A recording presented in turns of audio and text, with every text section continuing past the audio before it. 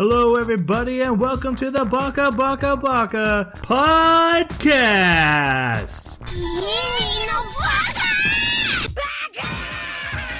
Baka. It's amazing how every time you open your mouth, you prove you're an idiot. Hello, everybody, and welcome to a minisode of Baka. Normally, we are an anime podcast that talks about an anime that we just watched over the past 2 weeks. We are still an anime podcast. We're just talking about something different in this, what we call a minisode. We talk about random topics that we come up with, usually involve anime, but we just do this so you remember that we exist. Don't forget to subscribe. Okay, let me introduce my co-host. First off, we have the ice bathtub to my missing liver, Jeremy. Oh, nice. Yeah. Well, you can always just grow it back. Just weird, leave a piece. It was a weird date. What you probably don't remember. No. I'm doing pretty good. It's starting to get a little bit more cozy here. Actually, okay, I can't fool anybody because what's behind me is exactly the same. Yeah, it's been a week and you haven't unpacked what's going on. You are the laziest. And also, I did wash these clothes before putting them all back. I know, right? Okay, I guess that's true. There's a lot of other ways we couldn't fool. But yeah, no, doing pretty good. I saw a very interesting anime from like the 1980s called Angel's Egg. And I actually saw it before I moved. Had like an hour and a half to spare. And I'm really glad I did. It was so weird and surreal. It kind of chronicled the story of just this girl showing up with a literal egg on this weird question mark air quote planet, and the process of her getting from point A to point B with this egg that we don't really know what her goal is, and there's very little communication. Most everything is handled with ambience, musical scores. Very strange visual effects. It kind of reminded me of the old The Hobbit animation, the Lord of the Rings ones. You remember way long time ago? When I was little, I saw that and it just creeped me out so bad. And so watching this kind of harkened back to those connections. But at the same time, I had a sort of cognitive and maybe more experienced appreciation for what it was trying to do. And I'm really glad I watched it. It was very interesting. If anybody's looking for something that is going to be probably very different from whatever you have been enjoying anime wise, just, yeah, take a breather and watch it for like an hour and 15 minutes or something. It's not very long. Some cool retro. Yeah. Yeah, if you need something very different, I have an anime that I suggest for you. Yeah. On this anime podcast. And the moldy sandwich to my replaced eyes. That's a Minority Report reference. Jason, how are you doing? Great. Don't reckon. I never saw Minority Reports. Oh, it's really good. Tom Cruise runs in it. Yeah. Wait, Sometimes he has eyes. is there a movie where he doesn't run? That'll be his post-mortem. Yeah, been doing Cocktail. Been You found it, huh? Go on. been enjoying some Path of Exile along with some Dauntless, but actually this weekend picked up or pulled out of the closet Imperial Assault with my kids. Oh, nice. Yeah, so we got to play through that campaign. I forget how overpowered June is with her. If you're familiar with the game, she gets to interrupt a lot and basically murder all the things before the Empire gets a turn. So that's pretty great. Is this Jyn Erso? Yeah. No. Orden. Okay, so it's not the Rogue One character. No. But I don't think she's canon. Oh, okay. Yeah, I don't think anything about it is canon. But yeah, and next week I get to go to Vegas with my wife for anniversary. Sweet. That sounds like it'll be fun. We got a reservation at Hell's Kitchen, so I'm super excited. Ooh. Do you have to cook, or is he cooking for you? Right? There's a good chance he won't be there because they just finished up the last season of Hell's Kitchen like a couple weeks ago, so he's probably back in the UK. Right. It's cool. But all of his chefs are going to be there. So Okay. And my name is Troy. I'm here to promote things that I have felt are underappreciated this past week. First off, the movie Clue. It's perfect. It's great. I watched it 2 times in one day. It's so good. If you haven't watched it, go watch the movie Clue. Nicolas Cage, Everything about Nicolas Cage. way underappreciated. Very underappreciated. So would Troy be the wooden torture spanking to the anime behind? You're too late. Is that Get out of here. Come on. Dang it, I had it, and then you made me lose it again. Oh, Scott Pilgrim versus the World. That's Movie- not underappreciated. Yes, it is. No, it's not. I hear everyone talk about it. Look at its box office. It's totally underappreciated. I that's a movie that's on Netflix, and I like turn it on, like I'll just watch one ex-boyfriend fight, and then I'm at the end of the movie, and I'm like, I love this movie. And you're like, where did my hour and a half go? But really undiscovered right now is the unauthorized Bash Brothers experience on Netflix. It's the new Lonely Island visual poem album. It's 30 minutes about Jose Canseco and Mark McGuire in their heyday while they were doing steroids, and then they made a rap album. It's fantastic. Great. If you like Lonely Island, it's fantastic. But Netflix isn't really marketing it.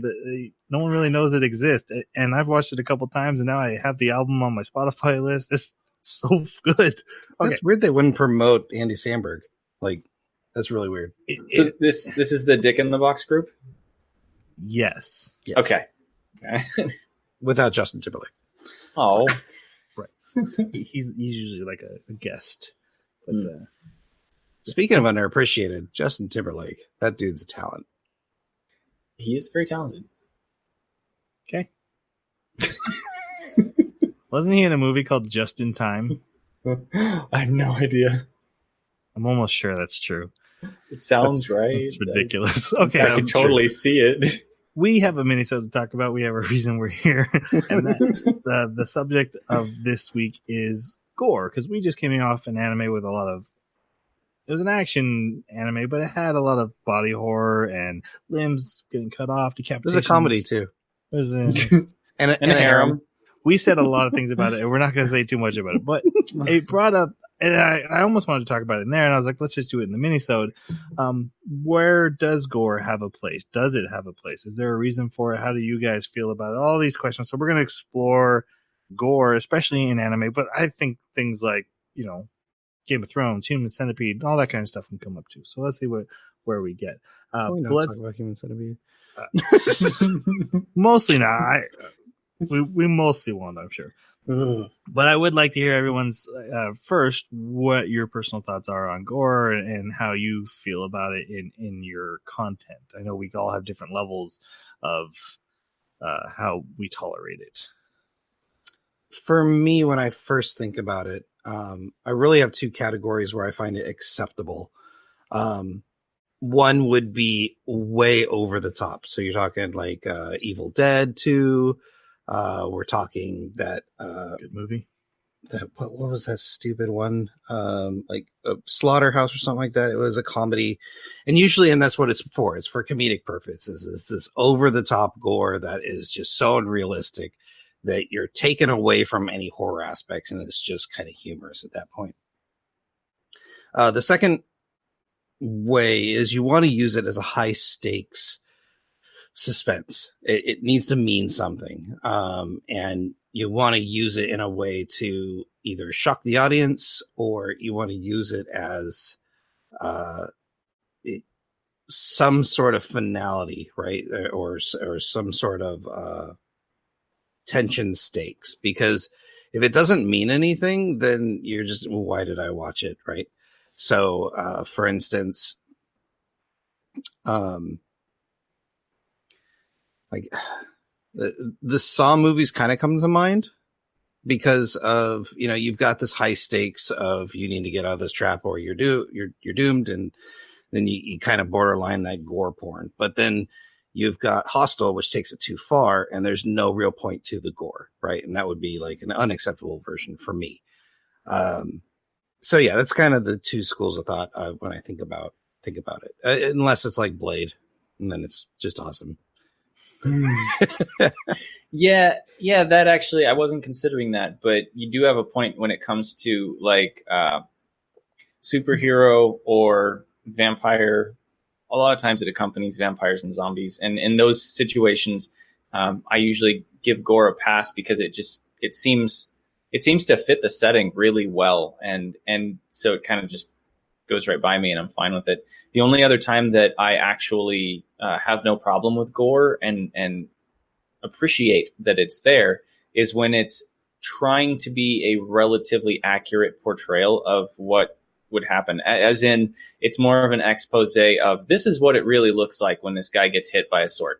Not, hey, let's have this guy get hit by a sword. So like Game of Thrones sometimes would do some things that didn't have to be quite as gross. Like some characters would take certain approaches in torture or dismemberment or skinning or,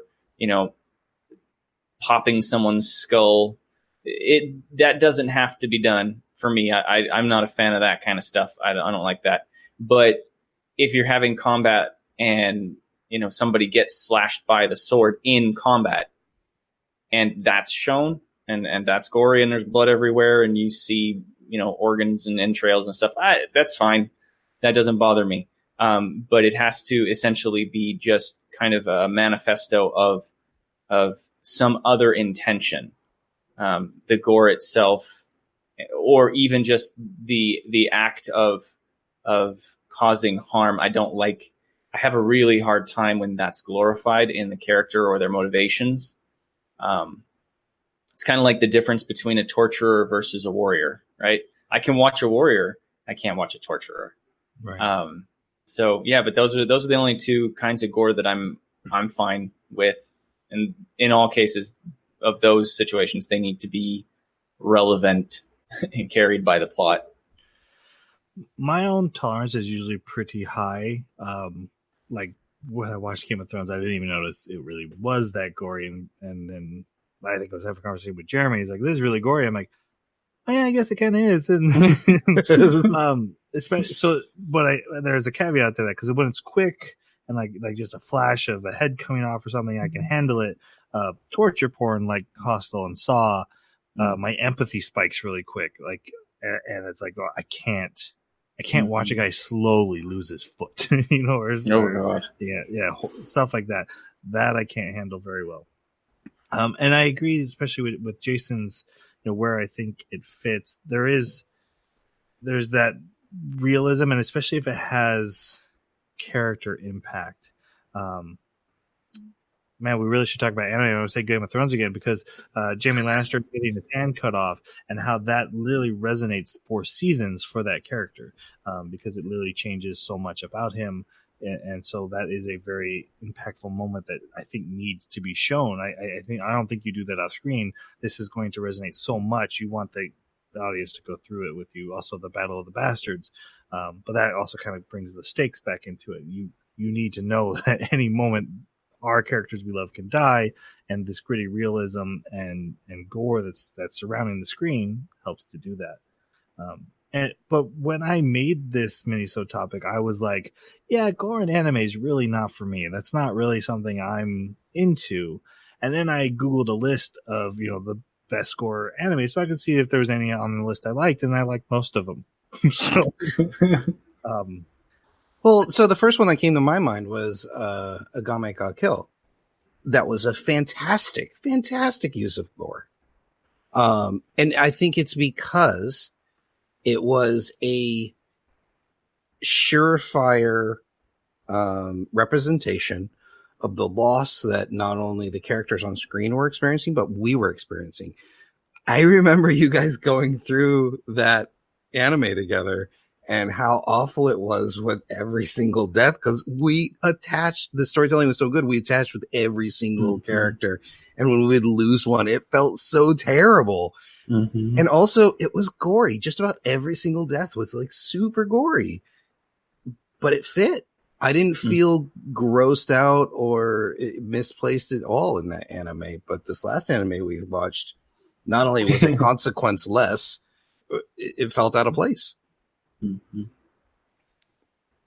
One of my favorite examples, because I remember when I was looking through this list, Attack on Titan first season, the first big battle they have with the Titans, and Eren, he's I'm doing so good, and that Titan just comes up and legs gone, and you just follow him as he tumbles and the blood's spurting with him, and that's such an impactful moment because you had such a adrenaline rush for the movement and the camera work, and then you have to handle that event. It's quick, it's fast, it's not super gory, but it's intense, and that's one of my favorite anime scenes ever. That's shot so well and so beautifully, and I think just so good. Yeah, I actually had so much trouble with Attack on Titan in the first season. I had to pause it twice, and I don't think I finished it yet because of the gore. And it shouldn't be that big of a deal because, like with Akame got kill, and heck, I've watched Gantz more than once, and I thoroughly enjoyed it. But I think there was something different. I don't know, maybe it's the eating combined with the gore. It's just, that's so hard. But Gantz is one that I keep coming back to and thinking about as like, why do I like this anime with its gore and everything? Why does the gore not turn me off and make me completely run the other way?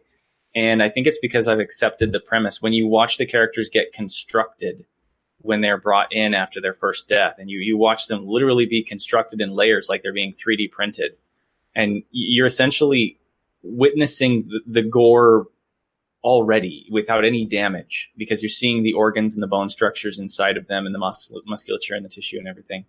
And so when something happens to them, you already understand that they're in this really weird sci-fi world where rules that normally apply and expectations you might have for conflict are very different. And so when they encounter something that they don't know how to deal with, there's going to be casualties, and those casualties will probably be spectacular. And so it doesn't come across as, at least to me, it never came across as, this anime is just trying to push gore.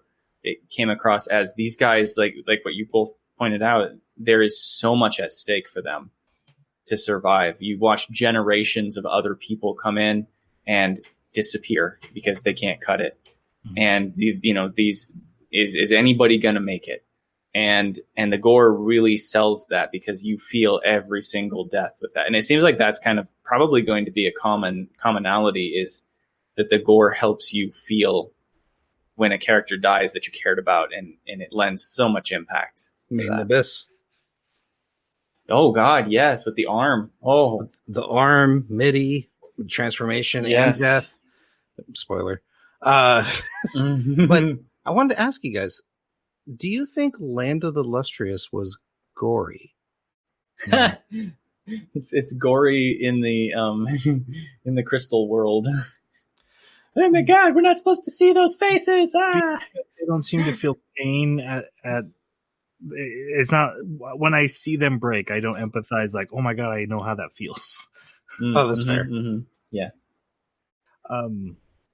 So one thing that kind of brought up this topic is after watching the anime last week, and it had a lot of gore and body horror, was feeling like I don't like this.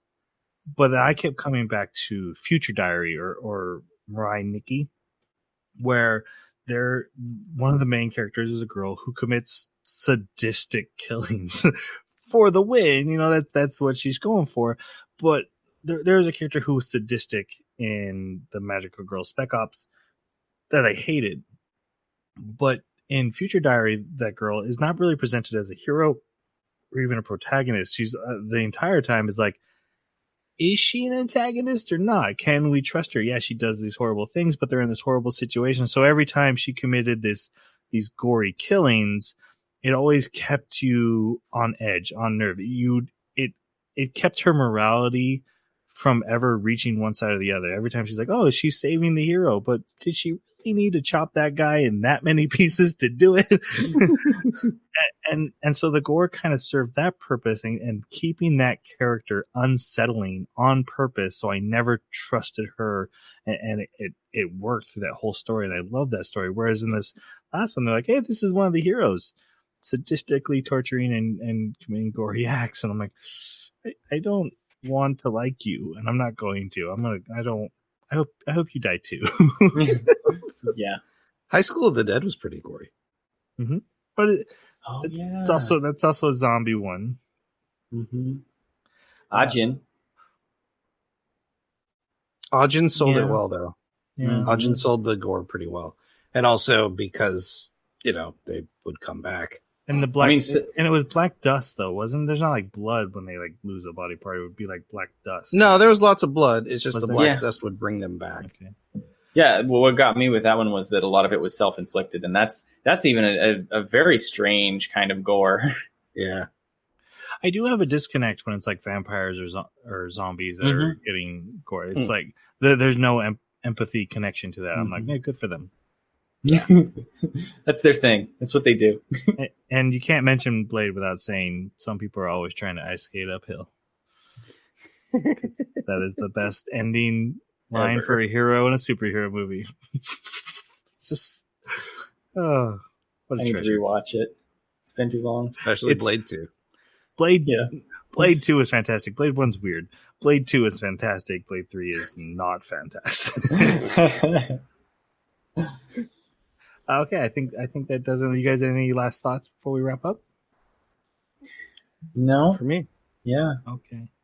I will say I have a father who likes to watch movies like Human Centipede, and I don't get it, but there's definitely an audience out there who likes that kind of thing. I don't know if I can explain why. I can't. I don't know what the draw is, but there's clearly an audience for it. That movie made money.